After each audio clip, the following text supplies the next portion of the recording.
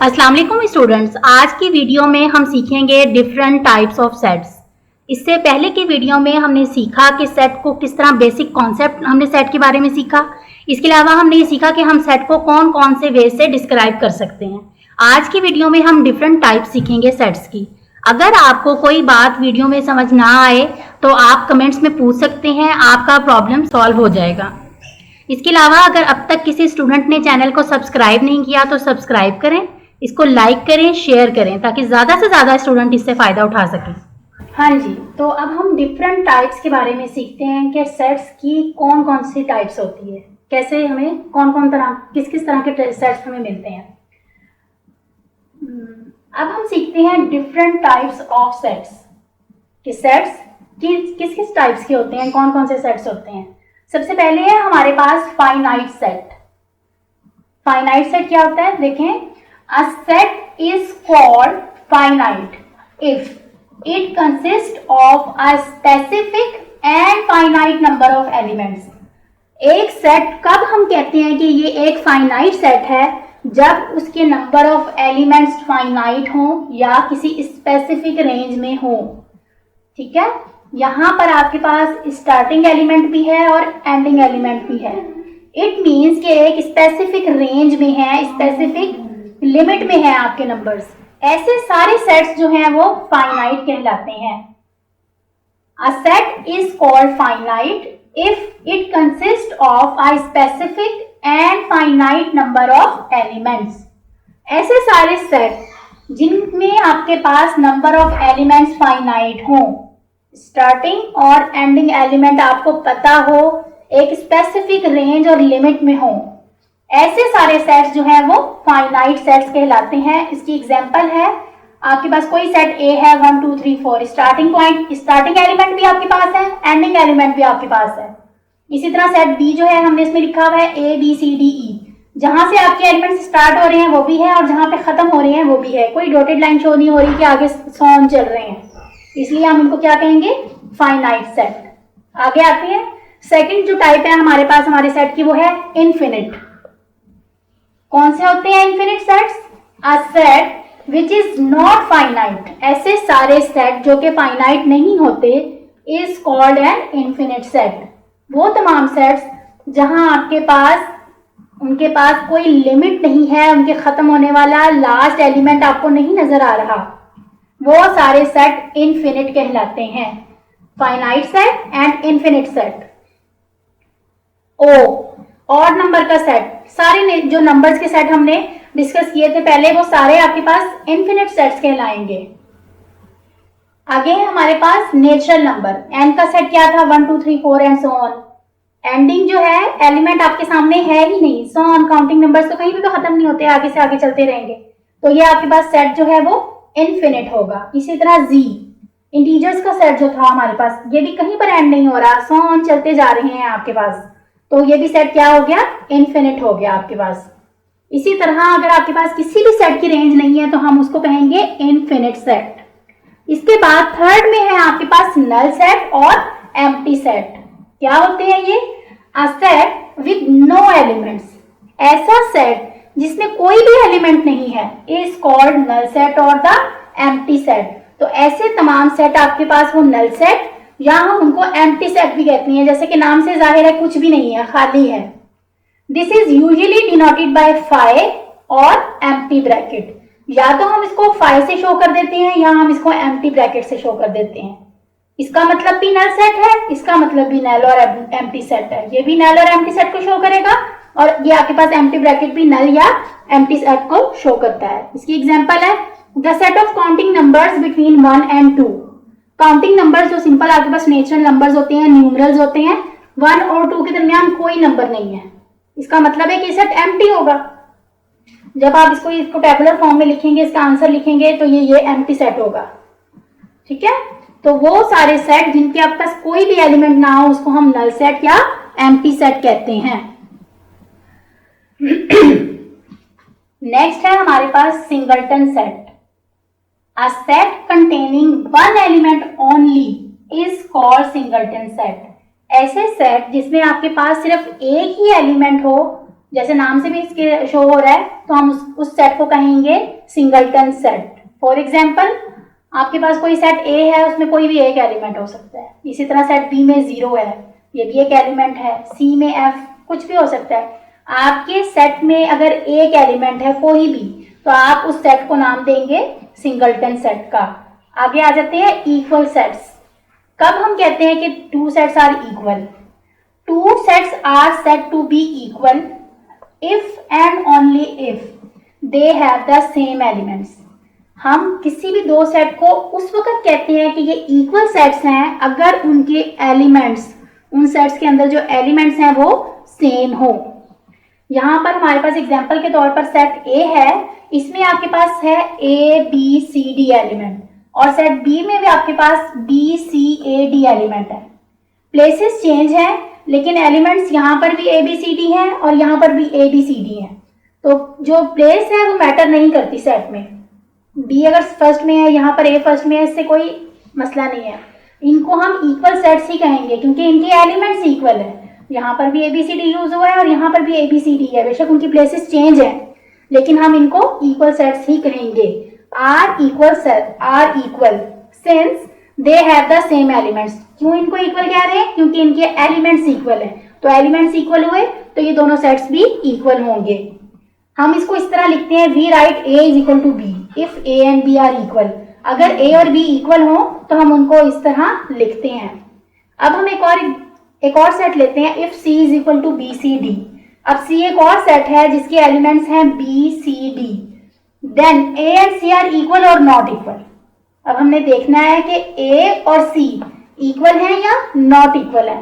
तो ये not equal है, ये वाली बात दुरुस्त है, क्योंकि यहाँ पर ए है और यहाँ पर ए नहीं है। तो हम कहेंगे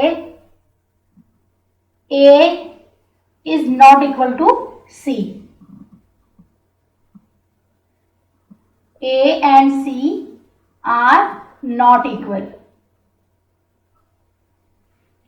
ए और सी इक्वल नहीं है because their elements are not equal. क्योंकि इनके एलिमेंट्स इक्वल नहीं है, इसलिए सेट्स भी इक्वल नहीं है। और उसको इस तरह लिखते हैं, हम इक्वालिटी के ऊपर एक स्लैश शो कर देते हैं, A is not equal to सी, इसको पढ़ते हैं। टाइप्स ऑफ सेट्स के साथ साथ अगर हमें यह भी फाइंड आउट करना हो कि किसी सेट में एलिमेंट्स कितने हैं, यानी कि number of elements find out करने हो, तो वो हम किस तरह करते हैं? Number of elements in a set कैसे आते हैं आपके पास? The number of elements in a set A. अगर आपके पास कोई सेट ए है तो हम उसको किस तरह लिखते हैं? Is written as number of elements in set A. तो ब्रैकेट में उस सेट का नाम आ जाता है जिस भी सेट के हमें एलिमेंट्स जो है वो फाइंड आउट करने होते हैं, number of elements. For example, if a set is equal to A B C. अगर हमारे पास कोई सेट ए है जिसके एलिमेंट्स हैं ए बी सी और हमें इसके number of elements find out करने हैं, तो हम लिखेंगे then number of elements in A is equal to 3। क्यों? 1 2 एंड 3। तो हमारे पास कितने, जो हमारे पास एलिमेंट्स थे वो कितने थे? Number of elements 3। तो हमने लिखा n of a is equal to 3, यानी कि हमारे पास इसमें 3 एलिमेंट्स हैं। इससे पहले हमने इक्वल सेट्स पढ़े कि वो कोई से भी दो सेट उस वक्त इक्वल होंगे अगर उनके एलिमेंट्स सेम होंगे। ठीक है, यानी कि जो एलिमेंट्स एक सेट के हैं वही एलिमेंट्स दूसरे सेट के होंगे तो हम उनको इक्वल कहते हैं। और अगर आपके पास इक्विवेलेंट सेट है तो कब होंगे वे equivalent sets? Two sets A and B are said to be equivalent sets if a one-to-one correspondence can be established between their elements। अगर आपके पास कोई से दो सेट्स हैं तो हम उनको उस वक्त इक्विवेलेंट कहेंगे जब उन दोनों के एलिमेंट्स के अंदर वन टू वन की कॉरिस्पॉन्डेंस जो है वो इस्टेब्लिश हो सकती हो। In simple words, number of elements in set A is equal to number of elements in set B।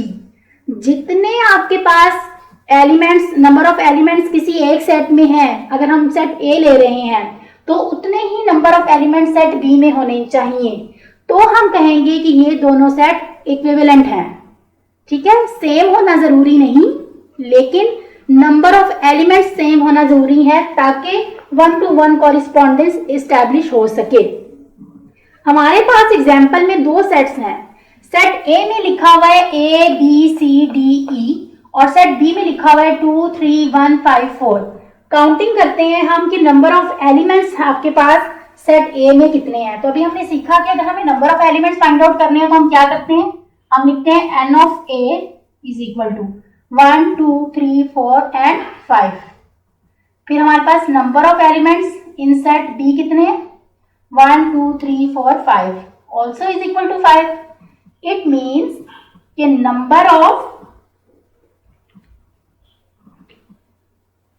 इसका मतलब ये हुआ कि number of elements a is equal to number of elements in b, और वो क्या है, 5 है। तो हम कहेंगे कि set a and b are equivalent है, और इसको हम लिखेंगे कैसे,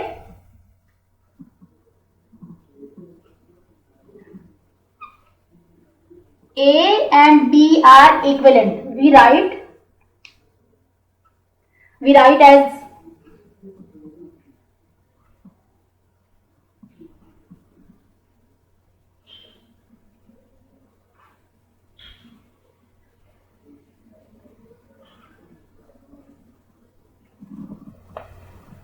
ठीक है, हम लिखेंगे a इक्विवेलेंट टू b।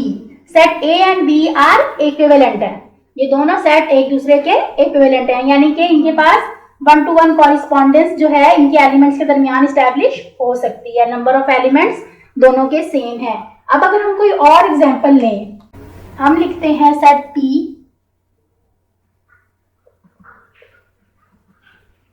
और कोई सेट q ले लेते हैं।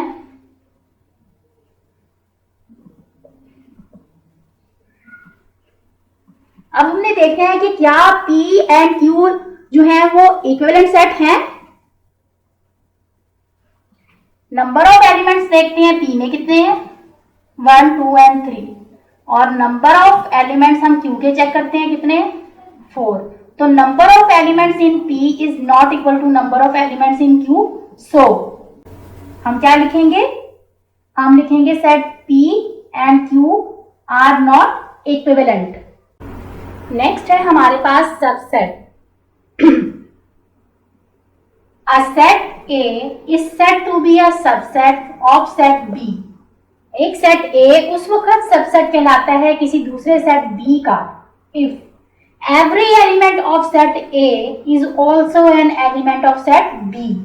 अगर आपके सेट A के तमाम एलिमेंट सेट B में मौजूद हों तो हम कहते हैं कि set A is the subset of set B। We use the notation, हम कौन सी नोटेशन यूज करते हैं, this one, A is the subset of B to show that A is subset of B। उस वक्त किसी भी सेट को दूसरे सेट का सबसेट कहते हैं जब वो सेट के तमाम एलिमेंट दूसरे सेट में मौजूद हों। अगर सेट A के तमाम एलिमेंट सेट B में हों तो हम कहेंगे कि A is the subset of B। यहाँ पर आपके पास एग्जाम्पल में A सेट के एलिमेंट्स हैं A B C और सेट B के एलिमेंट्स हैं A B C D E। All elements of set A is also an element of set B। तमाम एलिमेंट A के सेट B में मौजूद हैं, तो हम कह सकते हैं A is the subset of B। यहाँ पर हमारे पास कुछ पॉइंट्स आए सबसेट की डेफिनेशन को देखते हुए। नल सेट जो कि एम्प्टी सेट होता है वो सबसेट होता है हर सेट का, हर सेट के अंदर एक एम्प्टी सेट मौजूद होता है। तो नल सेट क्या हुआ, subset of every set, her set का सबसेट है।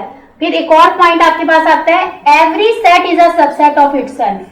हर सेट जो है वो खुद अपने ही सेट का सबसेट है, क्योंकि अगर हम कहें A is the subset of A तो ये बात दुरुस्त होगी क्योंकि A के सारे एलिमेंट्स A में मौजूद हैं। तो हम कह सकते हैं every set is a subset of itself. Proper subset किसको कहते हैं, if set A is a subset of set B and at least one element of the set B is not an element of the set A। अगर आपके पास set A जो है वो किसी set B का सबसेट है, अभी हमने पीछे जो है सबसेट को देखा, सबसेट की डेफिनेशन पढ़ी। सबसेट उसको कहते हैं जब आपके सारे एलिमेंट्स जिस सेट को हम सबसेट कह रहे हैं वो दूसरे सेट में मौजूद हों। अगर सेट A के सारे एलिमेंट सेट B में मौजूद हैं तो हम कहेंगे A is the subset of set B। ठीक है, लेकिन प्रॉपर सबसेट ये कब होगा, प्रॉपर सबसेट ये तब होगा जब बी सेट का कोई एक एलिमेंट या एक से ज्यादा ऐसे एलिमेंट हो जो कि सेट ए में मौजूद ना हो। In simple word A is not equal to B. हमारे पास क्या होना चाहिए, ए जो है वो बी के इक्वल ना हो। इन सिंपल वर्ड्स हमारे पास ये है कि A is not equal to B. ठीक है, बी का कोई एक एलिमेंट तो जरूर और एक से ज्यादा ऐसे एलिमेंट हो सकते हैं जो कि ए में मौजूद ना हो, लेकिन ए के सारे एलिमेंट बी में मौजूद हो। इस सिचुएशन में हम कहते हैं A is a proper subset of B. A जो है वो सेट बी का प्रॉपर सबसेट है and we write as A is the proper subset of B. Proper subset का जो नोटेशन है वो ये है। सबसेट में नीचे लाइन थी, यहां पर नीचे लाइन नहीं शो होगी। एग्जाम्पल देखते हैं इसकी। If A is equal to 1 2 3, अगर आपके पास सेट ए के एलिमेंट्स हैं 1 2 3 एंड सेट बी के एलिमेंट्स हैं 1 2 3 4 5, ठीक है, तो आप क्या देखते हैं कि सेट ए जो है वो बी का सबसेट है? जी है, क्योंकि सेट ए के सारे एलिमेंट सेट बी में मौजूद हैं।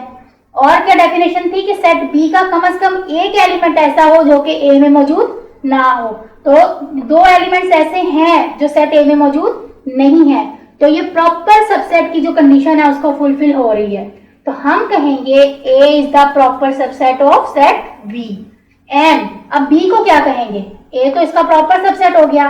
B is called the superset of A. B को हम कहते हैं कि ये ए का सुपर सेट है।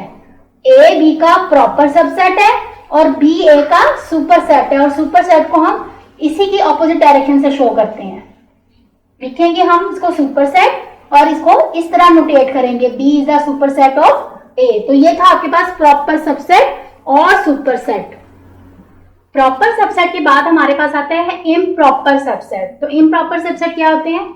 If A is the subset of B and B is the subset of A, then sets A and B are said to be improper subset of each other।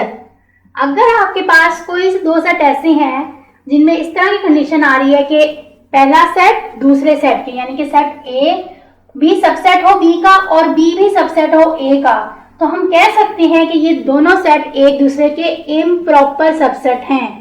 ठीक है, क्योंकि ये सबसेट है, proper subset नहीं है, तो ये क्या होंगे? इम्प्रॉपर सबसेट होंगे। अब इसी को और तरह से देखें, if A is the subset of B, subset का मतलब है ए के सारे एलिमेंट्स बी में मौजूद हैं। फिर दूसरी तरफ देखें, and B is the subset of A, it means कि बी के भी सारे एलिमेंट्स ए में मौजूद हैं। दिस इंप्लाइज दैट, इसका मतलब क्या हुआ? A and B are equal. It means if A is the subset of B and B is the subset of A, this implies that, ये शो करता है कि A and B are equal. तो equal sets जो होते हैं वो एक दूसरे के इम्प्रॉपर सबसेट भी होते हैं, यानी वो सबसेट जो कि प्रॉपर ना हो वो इम्प्रॉपर भी होंगे और इक्वल भी होंगे। क्योंकि A is the subset of B and B is the subset of A, तो सिर्फ यही कंडीशन बनती है कि it means A and B are equal sets. Improper subset के बाद हमारे पास है power set. The set of all possible subsets, आपके पास सबसेट जितने भी आपने किसी सेट के फाइंड आउट कर सकते हैं पॉसिबल, वो कर लिए। उसको करने के बाद अगर आप उसको एक सेट में लिखते हैं, the set of all possible subset of a set A is called power set of A. अगर हम तमाम पॉसिबल सबसेट्स को किसी एक सेट में लिख लें तो उसको हम कहते हैं कि ये पावर सेट ऑफ ए है, उस सेट का पावर सेट है, and is denoted by P of A, या जो भी आप सेट का नाम है आप यहां पर वो प्लेस कर देंगे, P of B, P of C, जो भी सेट का नाम है। एग्जाम्पल देखें, if A is equal to A B, ठीक है, आपके पास एक सेट ए है जिसके टू एलिमेंट्स हैं ए एंड बी। इसके ऑल पॉसिबल सबसेट्स जो हैं वो आपके पास आ रहे हैं, फर्स्ट एम्प्टी, फिर single set A, single set B और फिर ए बी इकट्ठा। ये आपके पास ऑल पॉसिबल सेट्स हैं सेट ए के। अगर आपको इसको पावर सेट में लिखना है तो कैसे लिखेंगे? P of A is equal to, आपने एक और ब्रैकेट ली जिसमें इन सारे सबसेट्स को लिख लिया। ये वो ब्रैकेट है जो यहाँ ये शुरू हो रही है, ये एंड हो रहा है। अंदर आपने एम्प्टी, सिंगल ए का सेट, बी का सेट और ए बी का सेट लिखा। इसको कहते हैं power set of any set, किसी भी सेट का पावर सेट लेना ये होता है। डिफरेंट टाइप्स ऑफ सेट सीखने के बाद कुछ इंपॉर्टेंट पॉइंट्स हमारे सामने आए हैं, हम उनको भी डिस्कस कर लेते हैं। Some important points. If two sets are equal then they are also equivalent. अगर आपके पास कोई से दो सेट्स इक्वल हैं तो वो हमेशा इक्विवेलेंट भी होंगे, but two equivalent sets may not be equal. लेकिन अगर वो इक्विवेलेंट सेट्स हैं तो वो इक्वल नहीं होंगे, क्योंकि हमने डेफिनेशन पढ़ी थी कि इक्वल सेट्स तब होते हैं जब उनके एलिमेंट सेम होते हैं, और अगर सेट जो है वो इक्विवेलेंट होगा तो उसके एलिमेंट्स तो सेम नहीं होंगे, सिर्फ उनके एलिमेंट्स के अंदर 1-to-1 कॉरेस्पॉन्डेंस जो है वो इस्टेब्लिश हो सकती है। यही वजह है कि इक्वल सेट्स तो इक्विवेलेंट हो सकते हैं, बट इक्विवेलेंट सेट्स जो है may not be equal. First point ये था। सेकंड है हमारे पास every set is a subset of itself. ये तो हमने पहले भी सबसेट में पढ़ा था कि हर सेट जो है वो अपना ही सबसेट होता है, but not a proper subset. Her set itself का सबसेट तो होता है बट प्रॉपर सबसेट नहीं होता, क्योंकि प्रॉपर सबसेट की डेफिनेशन ये है कि if A is the proper subset of B then at least one element of B is not an element of set A। यानी कि सेट B को कम से कम एक जो है एलिमेंट वो सेट B से बड़ा, सेट A से बड़ा होना चाहिए। थर्ड पॉइंट है हमारे पास empty set is a proper subset of every non-empty set। अगर हम empty set को देखें तो वो हर non-empty set का proper subset होगा। उसकी वजह ये है कि हर empty set जो है, empty set तो एक empty set है, लेकिन जो नॉन एम्प्टी सेट है वो उससे बड़ा हो जाएगा at least one element. It means कि वो जो एम्प्टी सेट है वो नॉन एम्प्टी सेट का हमेशा प्रॉपर सबसेट होगा। इसके बाद आपके पास फोर्थ वाला है every set is an improper subset of itself. Her set subset भी होगा अपना और इम्प्रॉपर सबसेट भी होगा, क्योंकि हमने इम्प्रॉपर की डेफिनेशन ये पढ़ी थी कि दो सेट उस वक्त इम्प्रॉपर होंगे जब वो आपस में इक्वल होंगे। तो हर सेट अपने इक्वल होगा, इसलिए वो इम्प्रॉपर सबसेट भी होगा। Every set is an improper subset of itself. Next है हमारे पास there is no proper subset of any empty set. किसी भी एम्प्टी सेट का कोई भी प्रॉपर सबसेट नहीं हो सकता। एम्प्टी सेट का सबसेट तो हो सकता है खुद इटसेल्फ, लेकिन उसका प्रॉपर सबसेट नहीं हो सकता, क्योंकि उसके पास कोई एलिमेंट नहीं है कि वो उससे ज्यादा हो। तो हम कहेंगे there is no proper subset of any empty set. Next है आपके पास there is only one proper subset of singleton set. अगर आपके सेट में सिर्फ एक ही एलिमेंट है तो उसका एक ही प्रॉपर सबसेट होगा। प्रॉपर सबसेट एक ही होगा। There is only one proper subset of singleton set. Next last है हमारे पास the power set of empty set is not empty. अगर आप पावर सेट लिखने जा रहे हैं किसी एम्प्टी सेट का तो वो बिल्कुल खाली नहीं होगा, क्योंकि एम्प्टी सेट खुद भी तो एक एम्प्टी सेट है ना आपके पास। तो एम्प्टी सेट एक अकेला ऐसी चीज होगी। It consist of one element namely the empty set itself. तो एम्प्टी सेट खुद जो है वो एक सेट जरूर होगा पावर सेट के पास। पावर सेट जो है वो खाली नहीं होगा। The power set of empty set is not empty. It consist of one element namely the empty set itself. Students, ये आज की वीडियो थी। अगर आपको कुछ समझ में ना आए हो तो आप कमेंट्स में पूछ सकते हैं, आपको उसका आंसर मिल जाएगा। चैनल को सब्सक्राइब करें, लाइक करें, शेयर करें, ताकि ज़्यादा से ज़्यादा स्टूडेंट इससे फ़ायदा उठा सकें।